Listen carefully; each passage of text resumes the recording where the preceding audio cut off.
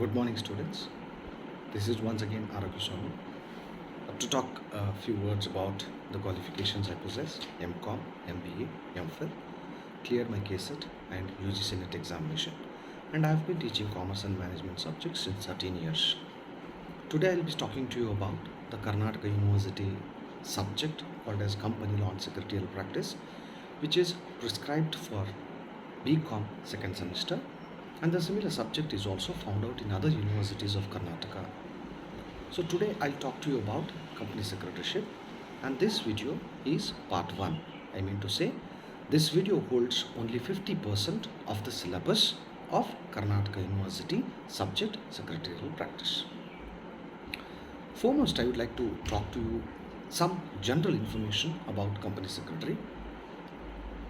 Number of people usually give the definition of secretary as someone who works under the top level management. Yes, of course it is right, and a secretary is always working with the top level management, but at the same time has the connection with the people who are also working at the lower level of any organization. Company secretaryship doesn't have proper and it doesn't have an inclusive definition for itself.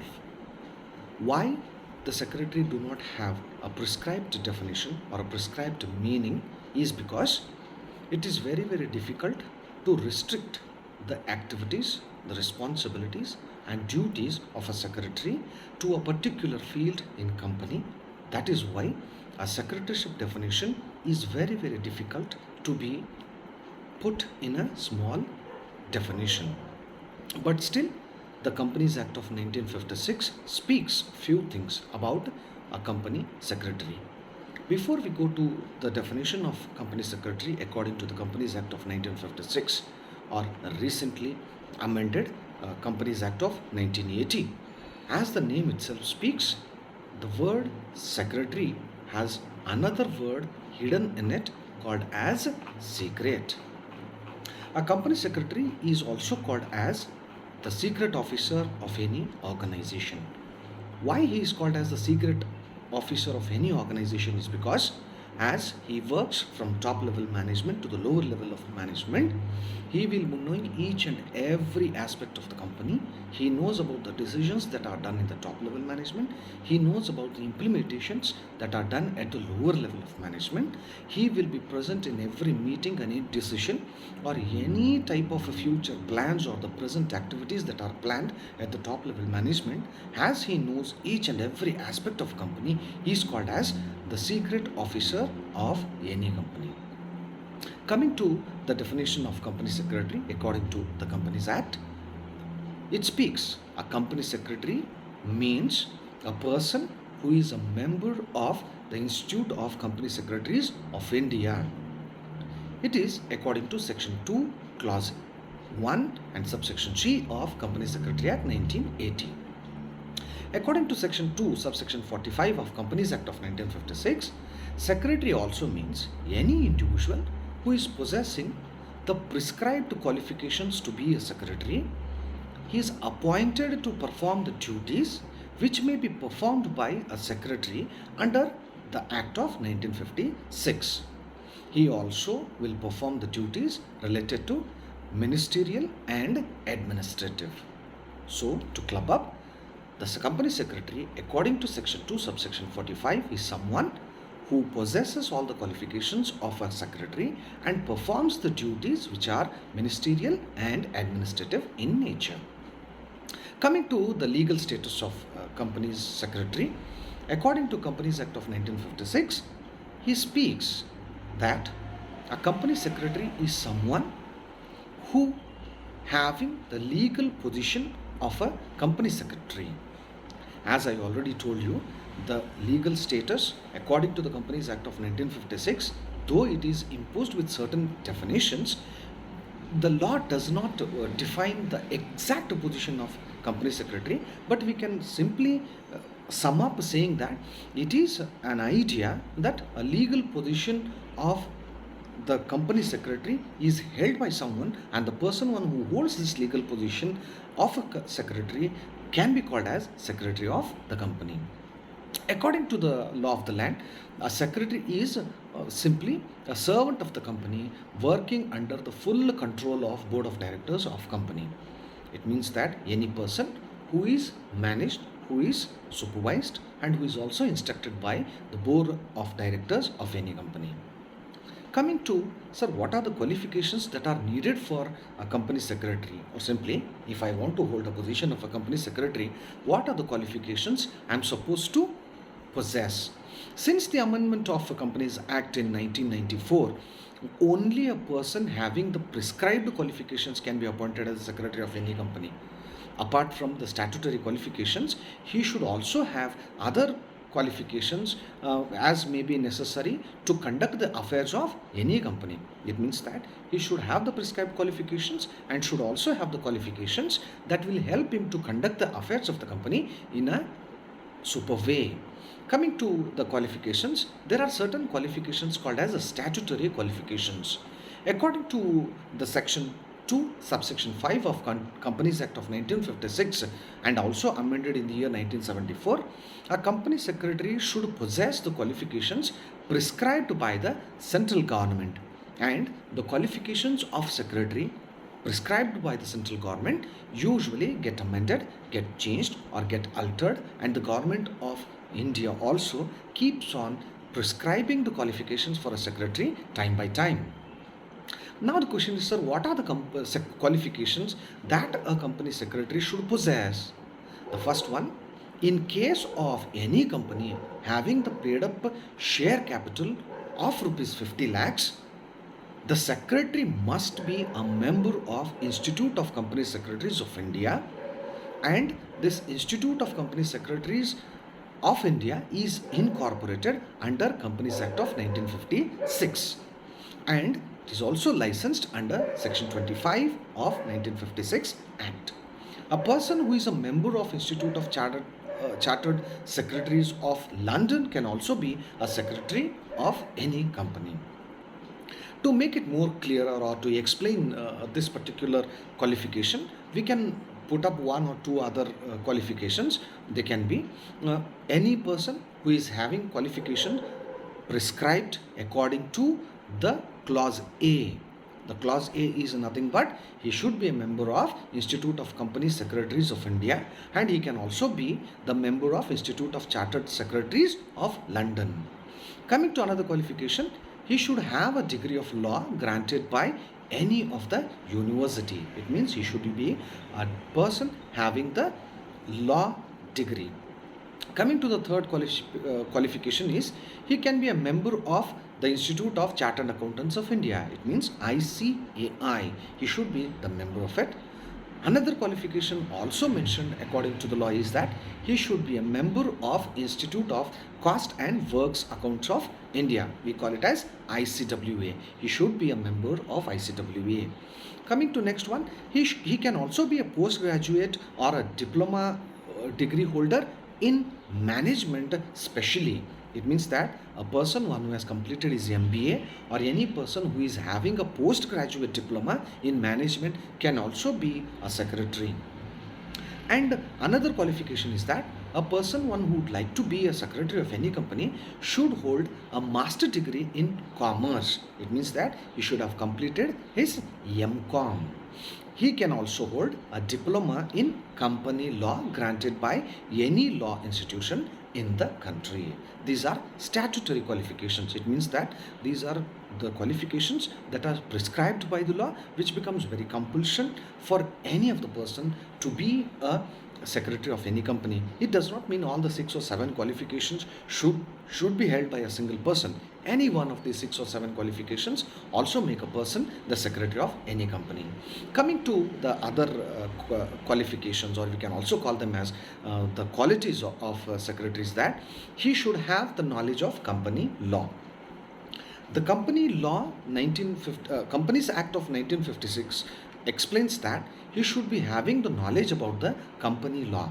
Now the point is, sir, what is company law? Company law is a law that rules and regulates the companies of any country. It means that they will give you guidelines with regard to the start, with regard to the capital subscription, with regard to the commencement. They will give you the prescriptions about how the company should run. They will also give you provisions about the conduction of the company's activities in any country. So you should have the knowledge about the company's law of any country. He should have the mercantile law knowledge. Sir, what is this mercantile law? Mercantile law is simply means business law. Any business organization or any corporate which is performing its business activities will be dealing with buying and purchasing. Simply, it is buying and selling. Buying and selling can be a tangible asset or intangible asset or any asset which is visible or invisible. Any type of corporate which is dealing with buying and selling of tangible or intangible assets is prescribed by another law called as mercantile law, as the secretary should be having the knowledge about this particular business law. Coming to next one is he should possess the knowledge about economics. When it comes to economics, he should have the knowledge about microeconomics, macroeconomics. He should know the money market, he should know the capital market, he should know what are the different types of financial institutions that are working in the country. He should possess also the general knowledge. General knowledge need not necessarily be what we usually mean. General knowledge for a company secretary should be a knowledge in society, knowledge in politics. He should have the knowledge about economic conditions of any country. And more importantly, having all these knowledge, a company secretary should be smart enough to handle the affairs of the company, and he should be unbiased when it comes to the activities of company secretary any organization. He should be unbiased, he should be open, and he should be straight and integrated when it comes to the activities of any company. He should have very high IQ, and he should have presence of mind, and he should also have an amiable personality. Now the point is, sir, how he is appointed? What are the procedures to appoint a company secretary? A first secretary of company is generally appointed by the promoters of the company. It means that promoters are the one who dream of a company. Promoters are the one who initiate a company. Promoters are the one who imagine to float a company. So the first secretary of any company is appointed by the promoters or the dreamers of a particular company, and his name may be mentioned in the articles of association. Articles of association is one of the very important document of any corporate, about which I'll be talking to you in my other video where I speak about the documents of any company. If the company secretary is appointed subsequently, it means maybe after the incorporation of the company, it has to be done by the board of directors by passing a resolution in their meeting. It means that a person can be appointed at the start of the idea of starting a company, or after the starting of the company, the board of directors of that company can have a small meeting and pass a resolution to appoint a secretary, and he can be appointed with a resolution passed and signed by all the directors of any company. The terms and conditions of appointment should be mentioned in the resolution of the board meeting. As I said, if the company secretary is appointed subsequent to the start of the company, all the rules and regulations and all the terms and conditions for his appointment should be mentioned in the resolution that is passed by the board of directors.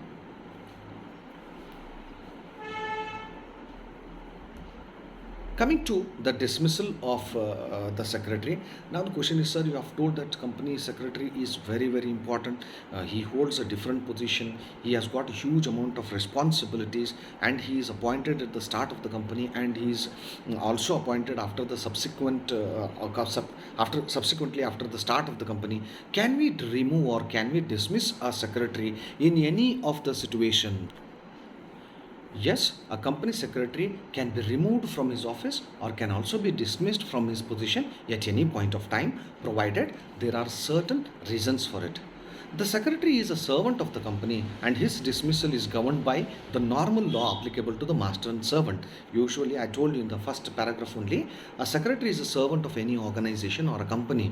So, the law that is usually prescribed for the removal of any servant by his master also governs the dismissal of any secretary in a corporate.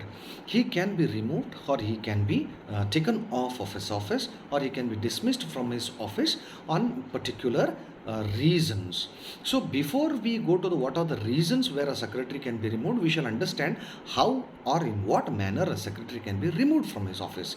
First one, a secretary can be removed by his office by giving a written notice. A written notice is a document that is issued by the board of directors to the secretary, and which holds all the reason why he should be removed from his office. Usually, a notice is given or served to the secretary or to the person who is removed from the office before 1 month or 3 months, as the case may be, according to their bylaws. The second reason or second manner or the second situation where an employee or a secretary can be removed from his office is expiry of tenure. It means if a secretary is appointed for 1 year, or if a secretary is appointed for 5 years, once the period of his appointment gets over, he can be removed from his office. Coming to the third reason, in the manner as prescribed by the Articles of Association. Sometimes the Articles of Associations are nothing but the laws of the company. Articles of Association explains about what are the different types of rules and regulations applied for the employees, what are the different types of provisions that are meant for the running up of the company successfully. So we call this document as Articles of Association, and the Articles of Association will usually have the rules and regulations for the appointment and dismissal of any employee or maybe secretary. So the manner in which a secretary can be removed mentioned in the Articles of Association can also be applied for removing a secretary from his office. Now the point is, sir, after we understand that the manner in which a secretary can be removed or dismissed from his office, 1, 2, 3, that is, you can remove him by written notice, you can remove him after his tenure is expired, and you can also remove him once the Articles of Association gives you the power to remove him. What are the reasons under which a secretary can be removed? The first reason, when he conducts himself willfully in a very misbehaving manner. It means that, to club it or to make it smaller, when he misconducts willfully, when he knows that something shouldn't be done, this is not the way I should behave, or when he knows that this is not the exhibition of behavior that is expected from me, though knows about the conduction of his behavior, but conducts himself in a very bad manner, willfully or purposely, he can be removed from his office. Coming to the next one, willful disobedience. See, authorities of any organization are the heads of the organization. You are supposed to, as an employee, should obey and follow the instructions that are given by the higher authority. If any secretary willfully disobeys the authorities or the management, he can be removed from the office. Coming to the third reason is that negligence of duty. As I told you, secretaryship is a very big position in any company, or the one who holds the position should be very much intelligent and he should be responsible to hold the position. If you find any secretary performing his duty negligently, you can remove. The reason is negligence of duties can be a reason for his removal. Coming to the fourth reason, there are certain situations where the secretary loses his mental capacity or secretary loses his physical capacity, he becomes disabled, or he loses the capacity to discriminate between the right and wrong. So when you find he is disabled to conduct himself as a secretary of any organization, you can remove him. Coming to the last one, moral turpitude. So what does it mean? Moral turpitude is, as a secretary of any company, the secretary should have the integrity, honesty, and he should be clean when it comes to his stocks. He should be very clean when it comes to the financial transactions of the companies. If you find a secretary is not morally turpitude, you can remove him from his organization. To sum up, I talked to you about the meaning, the definition, the appointment, the qualifications, and removal of secretary. Now we shall go to the duties what a secretary usually performs in any company. The duties and the functions of secretary are divided into two different parts, or we can call them as, they are characterized as two parts. First one is statutory duties. The second one is non-statutory duties.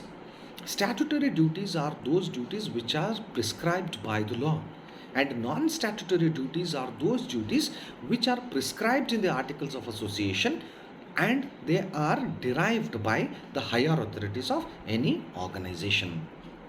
Statutory duties are prescribed by the Companies Act of 1956, and it is very, very compulsory, and it is a must for the performance of these duties for a company secretary. Sir, what are these statutory duties that are prescribed by the Companies Act of 1956? First one is he should sign all the annual returns. And second duty is he should register the allotment of returns of any company, or he should issue share certificates once the shares are issued to the shareholders.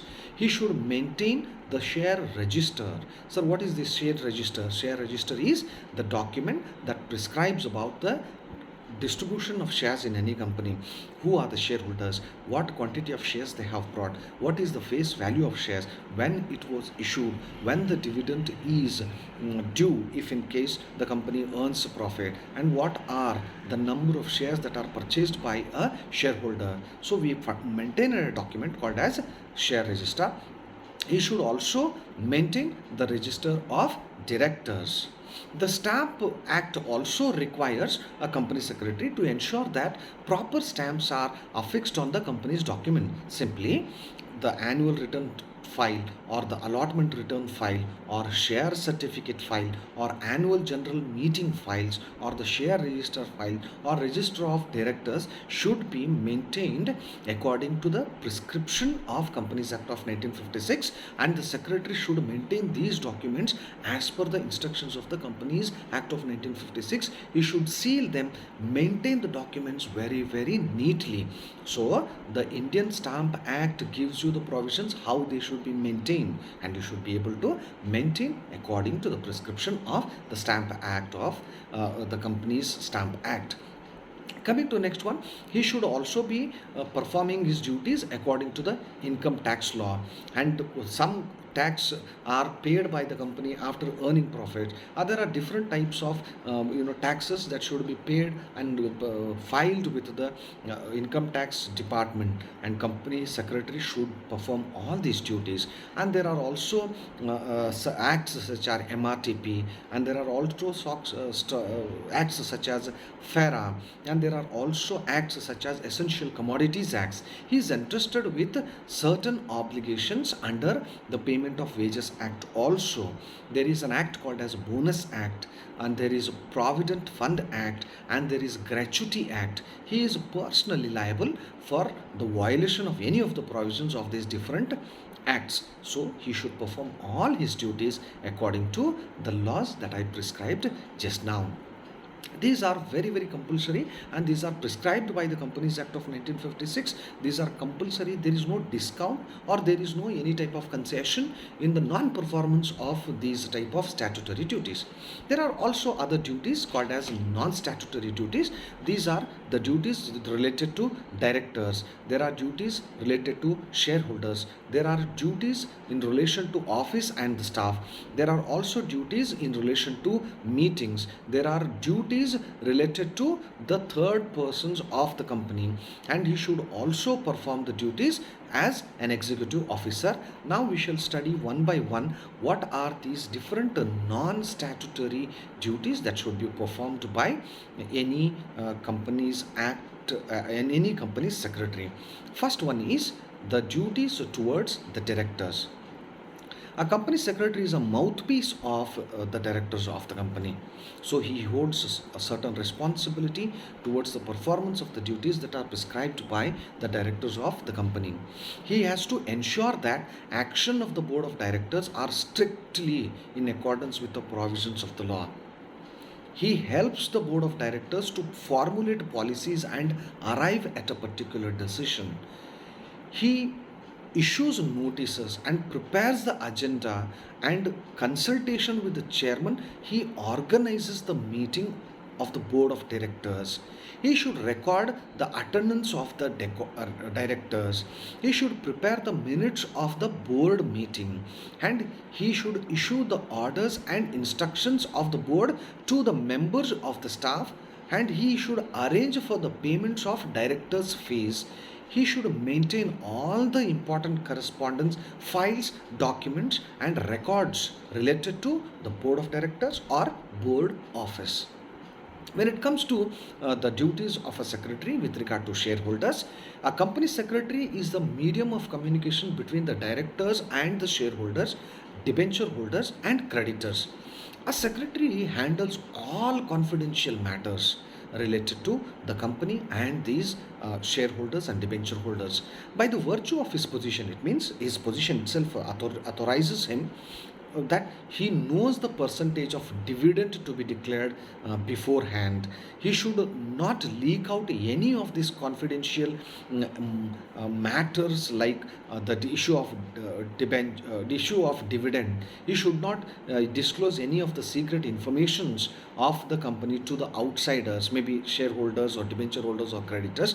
The functions are related to the shareholders and debenture holders and creditors, and all those duties which are related to these three people are headlined as the duties related to the shareholders or the functions related to shareholders. Sir, what are these? He should issue the share certificate, share warrants, and debentures to the people who have purchased shares and debentures respectively. He should allot the letter of distribution of shares and debentures, and if any person has not received the shares as per his requisition, he should send a letter of regret to them. He should issue the call letters of the shares. He has to issue notices and agenda of statutory meeting, annual general meeting, and extraordinary general meeting to the shareholders. He has to maintain the minute books of the shareholders meeting. I will also speak to you about what is a minute and how it is recorded and why it is recorded. But in this part of the syllabus, you should know that he should be able to write and maintain the minutes of shareholders meeting. He has to maintain a share register or share transfer register, and he should maintain the proceedings of all the meetings that are held for shareholders. Coming to the third functions that are related to his office and staff. The secretary is the executive head of a company, and he is responsible for smooth functioning of the office work. He exercises an overall supervision of all clerical activities in the office. Legal and financial matters are under his direct control. The secretary is the kingpin of the whole corporate machinery. So, it is the duty of the secretary to see that all the departments are properly coordinated, controlled, and supervised. These are his functions related to office and staff. Coming to the duties or the functions related to meeting, a secretary of the company has to deal with all kinds of meetings of the company. There are different types of company meetings such as statutory meeting, annual general meeting, board meeting, extraordinary general meeting, a meeting for the debenture holders or meeting for the shareholders. So in all these cases, a secretary has to arrange for everything in connection with the meeting. So to speak about a few functions which are related to meeting is that he has to fix up the date of the meeting in consultation with the chairman. He has to prepare the agenda of the meeting. What are the things to be discussed in the meeting? He should issue the notice to the members who are entitled to attend the meeting. If it is a shareholders meeting, he should give the notice to all the shareholders of the company. He should arrange for convening the meeting. It means where the meeting has to be conducted, how it has to be conducted. It is called as convening. So he has to arrange for convening. He should append the proxy forms. So what are these? Sometimes when one person is not able to attend a particular meeting, he can appoint another person to attend the meeting on behalf of him. So we call them as proxy members. So you should also have certain documentation for these type of people who are attending the meeting on someone else's behalf. So he has to send notice of the holding the annual general meeting to the auditors of the company. He has to draft and circulate the director's report, statutory reports, and chairman's speech. So when the meetings are conducted, he is supposed to perform particular duties. It is not that he just attends or he just convenes the meeting. There are certain duties he should perform when he is there in the meeting. He has to record the attendance of all the members who are present in the meeting. He has to distribute relevant papers and documents that are related to the meeting to all the members of the meeting. He has to read out the notice of the meeting and minutes of the last meeting. Any meeting will have this procedure of reading the proceedings of the last meeting. He should read out that particular what you call document. We call it as minutes. He has to read out the audit report, the director's report, or any other report that is necessary in that meeting. He has to help the chairman in conducting the meeting smoothly. He has to take note of the proceedings of the meeting, what are discussions, what decisions are done, what are the resolutions passed. He has to maintain record of it. And coming to the last one, he has to draft the resolutions function after the meeting. It means that when the decisions are done, they are written in the form of resolutions, and he should maintain that document, and he should also draft this resolution according to the decisions that are done in the meeting. Coming to another important function called as executive officer function. As a company secretary is the executive head of the office. He has to carry official functions and see that the activities of the company are in accordance with the provisions of Companies Act of 1956. He is responsible for cash, he is responsible for accounts, records, shares, and publicity affairs. The secretary has to supervise, coordinate, and manage the activities of the office. So as a chief executive officer, he has to supervise, control, and coordinate the activities of the office. He has to handle the correspondence, records, routine work, incoming and outgoing mails, attend the callers, arrange for interviews, and he should also make arrangement for attending the meeting, conferences, and seminars. And he should issue orders, circulars, directives to the department heads and the people who are working under him. He has to carry out decisions of the board of directors. What decisions that are done are given by the director should be intimated and implemented at the lower level. And being the executive officer, he is also a liaison officer. Sir, what is this liaison officer? The word simply liaison means a middleman, or is a link between two different parts of the company. That is, one top level management, the other one is lower level management. The company secretary has to act as this linking officer or liaison officer between the board of directors and the government and the public. So he is a link between the top level management and the staff. Through him, the decisions of the management is conveyed to the staff. So the suggestions and the grievances of the employees are conveyed by the secretary to the management, and the secretary also acts as public relations officer of any company. As a link or a public relations officer or a liaison officer, he has to maintain a cordial relation between the management and the staff. He should convey all the decisions, policies, orders, and directions of the board members to the shareholders, to the general public, and to the staff. He should inform the shareholders about the necessary rules for transfer of shares. He should negotiate with the third parties for the settlement of contracts and bargains, and he should be able to inform the management about the discontentment among the members of the staff. It simply means any employee or any level of management below the top level management having certain problems or grievances, it is the duty of the secretary to intimate these particular problems to the top level management and see that they are set right. And coming to the last function, as an advisor or to the management. The company secretary is an advisor to the management. In most cases, the authorities depend largely on the advice of the secretary. So his suggestions and opinions are valuable to the top level management. The exact nature and the extent of the advice given by the secretary will vary according to the nature and size of the organization, but still he should be able to advise the management for making better decisions. So what are the duties he does under this advisory head of his duties? The advisory functions of secretary are very valuable to their employers. The secretary advises the board of directors to take the decisions. The directors know little about the legal procedures and constitutional aspects of company matters. So, a qualified secretary, well conversant with all these aspects of law and the constitution, he is in a better position to give right advice to the board of directors. So, he should work as an advisory member to the secretary. Along with these type of duties and along with these type of functions, he has got certain powers. We call them as rights of the secretary. Sir, what are the rights of the secretary? What he can perform without any hesitation or without any problems as a secretary is that he has the Company Act of 1956 or the qualifications itself clearly empower a secretary to be an executive officer or a liaison officer or a secret officer. He enjoys a certain rights as a secretary of the company. So we shall understand now what are the rights of company secretary in any company.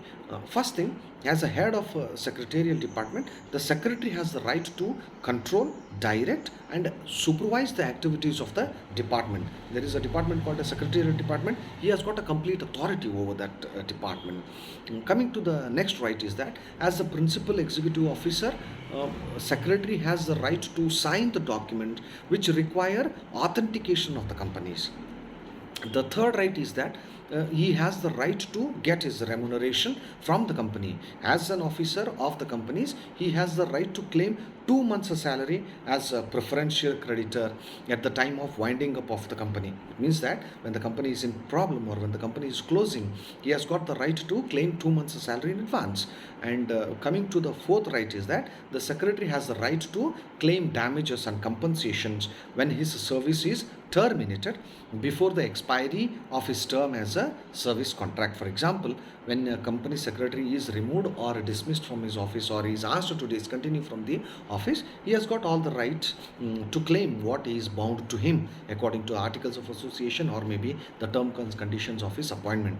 And coming to the last right, the secretary has the right to inspect the books maintained by secretarial department. His department or account section, he can what you call anytime go and verify and check the documentations that are done by the departments. Along with rights, he has got certain liabilities. Liabilities are simply what you call certain obligations of secretary. Not only that he enjoys the rights, but he has also got certain obligations. The first obligation is that he is held liable if he defaults in holding statutory meeting. It is compulsory for him to arrange for statutory meetings. He is held responsible if he is not able to hold the annual general meeting. He is held responsible if he fails to give due notice to the board meetings. And his obligation is to record the minutes of every meeting carefully. And he is held liable if he fails to maintain directors, members, and debenture holders registers and indexes. He is also responsible to make entries in the register of members on the issue of share warrant. He is held liable if he defaults in filing with the registrar particulars of any change created by the company. And if he fails to file with the registrar copies of annual balance sheet, if he fails to file the profit and loss account, annual returns and statements and certificates with Companies Act of 1956, he is held responsible.